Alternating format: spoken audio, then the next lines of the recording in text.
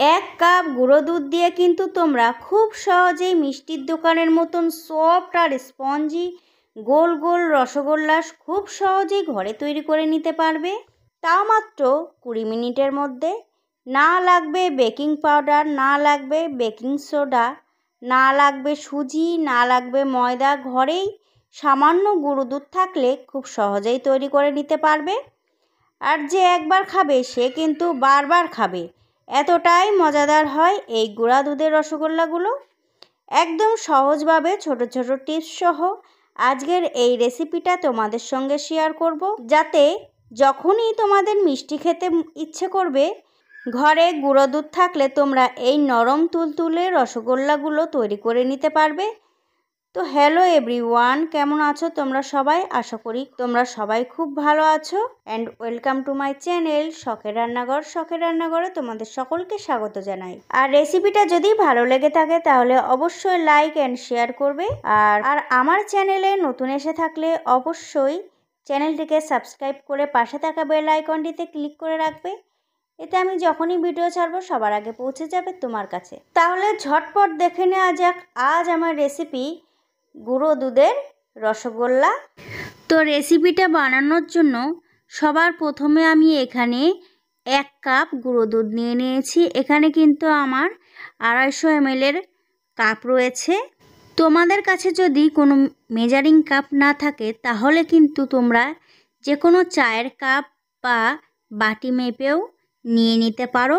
আর গুঁড়ো দুধটা মেশানোর সময় কিন্তু একটু ধৈর্য ধরে মেশাতে হবে, কারণ দুধের মধ্যে যেন কোনো রকম দলা না থাকে সেটা একটু দেখে নিতে হবে। খুব ভালো করে আমার কিন্তু মেশানো হয়ে গেছে। এবার আমি দুধটাকে একটু জাল করে নেব।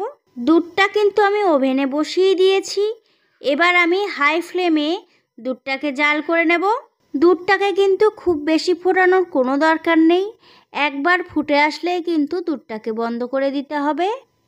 তো এবার কিন্তু দুধটা ফুটে এসেছে, আমি এবার গ্যাসের ফ্লেমটাকে অফ করে দেব। তারপরে 1 থেকে 2 মিনিটের জন্য একটু ঠান্ডা করে নেব। এবার একটা বাটিতে আমি 2 চামচ ভিনিগার নিয়ে নিয়েছি, আর হাফ কাপ জল দিয়ে আমি ভিনিগারটা জলের সঙ্গে খুব ভালো করে মিশিয়ে নেব। গ্যাসের ফ্লেমটা অফ করে দেওয়ার পরে কিন্তু এরকম চামচ দিয়ে অনবরত নাড়তে থাকতে হবে, তাহলে কিন্তু দুধটা খুব তাড়াতাড়ি ঠান্ডা হয়ে আসবে। আর 1 থেকে 2 মিনিট পর যখন দুধটা ঠান্ডা হয়ে আসবে তখন আমি ভিনিগার মেশানো জলটা দিয়ে দেব দুধের মধ্যে। তোমরা কিন্তু কখনোই ফুটন্ত দুধের মধ্যে ভিনিগারটা দেবে না, তাহলে কিন্তু ছানাটা শক্ত হয়ে যাবে। আর মিষ্টিটাও, ছানাটা শক্ত হয়ে গেলে কিন্তু মিষ্টিটাও শক্ত হয়ে যাবে, খেতে ভালো লাগবে না মিষ্টিটা। এরকম দুধটা যদি হালকা ঠান্ডা হওয়ার পরে ভিনিগারটা দাও তাহলে কিন্তু ছানাটা খুব সফট আর নরম হবে, আর মিষ্টিটাও কিন্তু খুব ভালো লাগবে। তো ছানাটা কিন্তু খুব ভালো করে কেটে গেছে। এবার আমি একটা বাটির উপরে ছাঁকনি নিয়ে নেব, আর ওই ছাঁকনির উপরেই একটা সাদা কাপড় নিয়ে নেব, আর অবশ্যই কিন্তু কাপড়টা সুতির কাপড় নিতে হবে। এবার আমি ছানাটাকে খুব ভালো করে ছেঁকে নেব। আর ছানাটা কিন্তু ছেঁকে নেওয়ার পরে অবশ্যই ছানাটাকে ভালো করে পরিষ্কার জল দিয়ে ধুয়ে নিতে হবে, যাতে ভিনিগারের গন্ধ একটুও ছানার মধ্যে না থাকে। তো আমার কিন্তু ছানাটা ভালো করে ছাঁকা হয়ে গেছে। এবার আমি পরিষ্কার জল দিয়ে ছানাটাকে 2 থেকে 3 বার ভালো করে ধুয়ে নেব। এবার কাপড়টা মুড়িয়ে ছানার এক্সট্রা জলটা আমি ঝরিয়ে নেব। খুব বেশি কিন্তু ছানাটাকে মুড়িয়ে জলটাকে বের করে নেওয়া যাবে না। ছানাটা কিন্তু এইভাবেই আমি ছাঁকনিটার উপরে রেখে দেব। যখন ড্রপ ড্রপ করে জল পড়াটা বন্ধ হয়ে যাবে তখন আমি ছানাটাকে তুলে নেব। এবার আমি রসগোল্লার শিরাটা বানিয়ে নেব। সেই জন্য আমি একটা সসপ্যানে দিয়ে দিয়েছি 1 কাপ চিনি। আর 1 কাপ চিনির জন্য কিন্তু আমি এখানে 2 কাপ জল দিয়ে দেব। আর চিনিটা গলে আসা পর্যন্ত কিন্তু আমি চিনিটাকে নাড়াতে থাকবো, তাহলে কিন্তু আর তলায় লেগে যাওয়ার কোনো ভয় থাকবে না। তো চিনিটা কিন্তু একদম গলে গেছে, দেখতেই পাচ্ছ তোমরা। এবার আমি 3টে এলাচ ফাটিয়ে নেব, ফাটিয়ে শিরার মধ্যে দিয়ে দেব। এতে কিন্তু রসগোল্লার স্মেলটা খুবই সুন্দর আসবে। রসগোল্লার রসটা ফুটতে থাক, এদিকে আমি রসগোল্লাগুলো বানিয়ে নেব। তো এবার আমি একটা থালার মধ্যে ছানাটা নিয়ে নেব আর ছানাটাকে একটু ম্যাশ করে নেব প্রথমে। এবার হাতের তালুটা দিয়ে খুব ভালো করে কিন্তু ছানাটাকে মেখে নিতে হবে। আমি কিন্তু হাতের তালুর এই অংশটা দিয়ে ছানাটাকে ভালো করে মেখে নেব। তো আমি কিন্তু 5 মিনিট মতন ছানাটাকে খুব ভালো করে মেখে নিয়েছি। ছানাটা কিন্তু বেশি মাখার কোনো দরকার নেই, তাহলে কিন্তু আবার ছানা থেকে ঘিটা বেরিয়ে যাবে, তাহলেও কিন্তু মিষ্টিগুলো খেতে ভালো লাগবে না, মিষ্টিগুলো শক্ত হয়ে যাবে। 5 মিনিট মতন মেখে নিলেই কিন্তু ছানাটা সফট বাটারের মতন হয়ে যাবে আর মিষ্টিগুলোও কিন্তু এরকম সফট আর নরম তুলতুলে হবে। এবার এই ছানাটার মধ্যে আমি হাফ টেবিল চামচ কর্নফ্লোর দিয়ে দেব, চাইলে কিন্তু তোমরা ময়দাও দিয়ে দিতে পারো। এবার আমি আবারও কর্নফ্লোরের সঙ্গে ভালো করে মেখে নেব ছানাটাকে।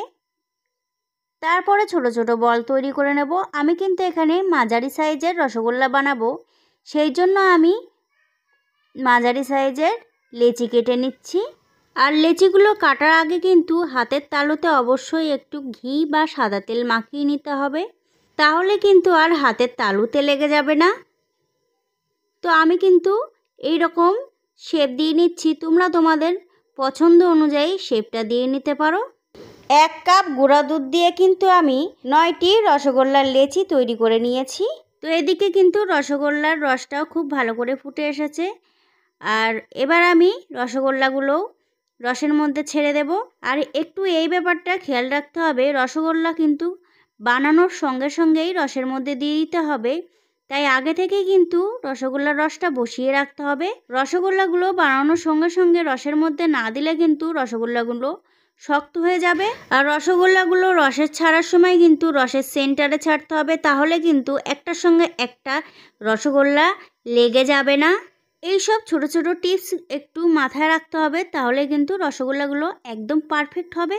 রসগোল্লাগুলো রসে দেওয়ার পরে আমি 5 মিনিট হাই আঁচে জাল দিয়ে নেব।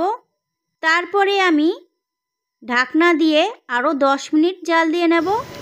10 মিনিট পর ঢাকনাটা খুলে আমি রসগোল্লাগুলো দেখে নেব। দেখতেই পাচ্ছ তোমরা, রসগোল্লাগুলো ফুলে ডবল হয়ে গেছে।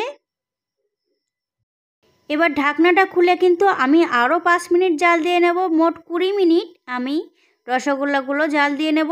আর 5 মিনিট রসগোল্লাগুলো ফুটিয়ে নিলেই কিন্তু দেখতে পাবে রসগোল্লাগুলো কিন্তু একদম রসের নিচে চলে গেছে। রসগোল্লাগুলো যখন রসের নিচে নেমে আসবে তখন বুঝে নিতে হবে রসগোল্লাগুলো একদম রেডি। তারপরে আমি ঢেকে রাখবো যতক্ষণ না রসগোল্লাটা ঠান্ডা হয়ে আসছে, ততক্ষণ আমি রসগোল্লাটা ঢেকে রেখে দেব। আর এই রসগোল্লাগুলো আমি 1 থেকে 2 ঘন্টা পর একটা বাটিতে ঢেলে নিয়েছি। দেখতেই পাচ্ছ রসগোল্লাগুলো কত সুন্দর হয়েছে। আর আমি একটা তুলে দেখিয়ে দিচ্ছি, দেখো কত সফট, একদম নরম তুলতুলে, মুখে দিলেই মিলিয়ে যাবে রসগোল্লাগুলো। আর একটা রসগোল্লা আমি একটু কেটেও দেখিয়ে দিচ্ছি তোমাদেরকে। তো তোমরা দেখতেই পাচ্ছ রসগোল্লাটা এত সফট আর ভিতরে কত সুন্দর জালিদার হয়েছে আর নরম তুলতুলে পুরো রসে ভরা। আর রসগোল্লাগুলো কিন্তু কেউ দেখে বুঝতেই পারবে না যে এই রসগোল্লাগুলো বাড়িতে বানানো। তাহলে আজকের মতন এই পর্যন্ত, দেখা হচ্ছে অন্য কোনো রেসিপি নিয়ে। সবাই ভালো থাকবে, সুস্থ থাকবে। নমস্কার।